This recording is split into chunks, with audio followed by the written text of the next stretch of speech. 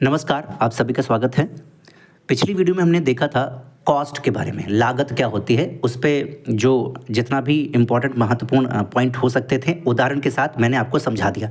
आज इस वीडियो में हम मौद्रिक लागत के बारे में देखेंगे, मनी कॉस्ट क्या होता है। ठीक है, मौद्रिक लागत जब हम कल पढ़ रहे थे कॉस्ट, तो उसका क्लासिफिकेशन देखा था। उसके 3 टाइप्स है, एक मनी कॉस्ट, रियल कॉस्ट और अपॉर्चुनिटी कॉस्ट। तो सबसे पहले मनी कॉस्ट देखेंगे, आखिर ये क्या होती है। ठीक है, देखिए ध्यान से समझिएगा, समझ में आ जाएगा। किसी फर्म या कंपनी, मान लीजिए किसी फर्म द्वारा एक वस्तु के उत्पादन में किए गए कुल मुद्रा व्यय को मुद्रा लागत या मौद्रिक लागत कहा जाता है। इसका सिंपल सा मतलब है, कल हम लोगों ने देखा था, एक पेंसिल बनाया था। पेंसिल बनाने में जब एक की कॉस्ट निकाल रहे थे तो हमने कुछ वेजेस दिया था, कुछ इंटरेस्ट दिया था, ठीक है, कुछ प्रॉफिट निकाल लिया था और कुछ रेंट दिया था। तो ये जो आपने व्यय किया है, ये जब टोटल कर देंगे लाभ को इंक्लूड करते हुए, तो उसको मौद्रिक लागत बोला जाएगा कि भैया एक पेंसिल का इतनी लागत आई है। ठीक है, नहीं समझ में आया, एक और देख ले। दूसरे शब्दों में, उत्पत्ति के समस्त साधनों के मूल्य को यदि मुद्रा में व्यक्त कर दिया जाए तो उत्पादन इन उत्पत्ति के साधनों की सेवाओं को प्राप्त करने में जितना कुल व्यय करेगा, उत्पादक इन उत्पत्ति के साधनों की सेवाओं को प्राप्त करने में जितना कुल व्यय करेगा, उसे मौद्रिक लागत कहा जाता है।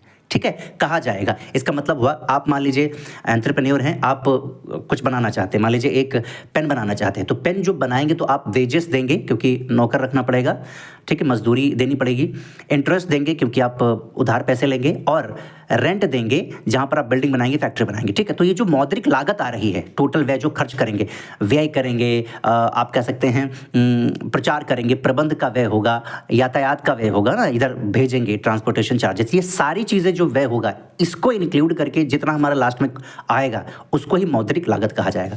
बेसिकली ये कॉस्ट ही होती है। ठीक है, अब मौद्रिक लागत में निम्नलिखित बिंदुओं को सम्मिलित किया जाता है। जैसे कच्चे माल पर व्यय, पहले कच्चा माल खरीदेंगे, पेंसिल बनाना है तो आपको ग्रेफाइट वाली जो वो हो गया वो खरीदना पड़ेगा, और क्या, पेंट खरीदना पड़ेगा और लकड़ी खरीदनी पड़ेगी, है ना, श्रम की मजदूरी, वेजेस देना पड़ेगा आपको, अविभाज्य बड़े उपकरण मशीन खरीदने पड़ेंगे, उस पर व्यय होगा, वो भी इस मौद्रिक लागत में आएगा। पूंजी पर दिया जाने वाला जो इंटरेस्ट होगा, ब्याज होगा, वो भी इसमें आएगा।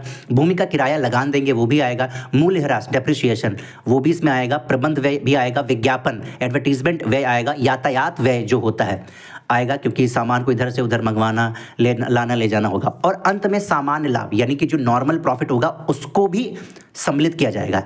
अन्य मौद्रिक व्यय, इसके अलावा और भी जो व्यय हैं, जैसे कि बीमा कंपनी को देना या और भी कुछ हो गया, ठीक है, छोटे मोटे खर्चे, वो भी इसमें सम्मिलित कर लिए जाएंगे। ठीक है, इन सबको मिला लेंगे तो मौद्रिक लागत आ जाएगी। अब इस फॉर्मूला को ध्यान रखिएगा, यहाँ लिखा है कुल मौद्रिक लागत, यानी टोटल मनी कॉस्ट। आप इसको केवल टोटल कॉस्ट भी बोल सकते हैं, यानी टोटल प्रोडक्शन कॉस्ट, इसको ये भी बोल सकते हैं। तो total production cost is equal to explicit cost यानी स्पष्ट लागत, प्लस अस्पष्ट लागत यानी इम्प्लिसिट कॉस्ट, और प्लस इसमें सामान्य लाभ जो ऐड करता है, ठीक है, जो बिजनेसमैन है, नॉर्मल प्रॉफिट, उसको ऐड कर देंगे, इन तीनों को ऐड कर देंगे तो कुल मौद्रिक लागत या फिर टोटल प्रोडक्शन कॉस्ट आपका आ जाएगा। मैं आशा करता हूँ ये पॉइंट आपको क्लियर हुआ होगा बहुत अच्छे तरीके से। अब 2 पॉइंट बचे हुए हैं, स्पष्ट लागत, इसके 2 टाइप्स हैं, हम अगली वीडियो में बात करेंगे, स्पष्ट लागत और अस्पष्ट लागत। ये दोनों यहाँ पर हम अगली वीडियो में बात करेंगे, क्योंकि वीडियो बनाने में बहुत मेहनत लगती है। ठीक है, ऐसे प्रेजेंटेशन टाइप में काफ़ी ज़्यादा, थोड़ा सा ज़्यादा मेहनत लगती है। ठीक है, और इतना समय नहीं मिल पाता कि हम नहीं बना सके एक साथ में। तो अगली वीडियो में हम बात करेंगे स्पष्ट लागत क्या होती है, फिर उसके बाद बात करेंगे अस्पष्ट लागतों में कौन कौन सी चीज़ें सम्मिलित होती हैं। ठीक है, बाय बाय।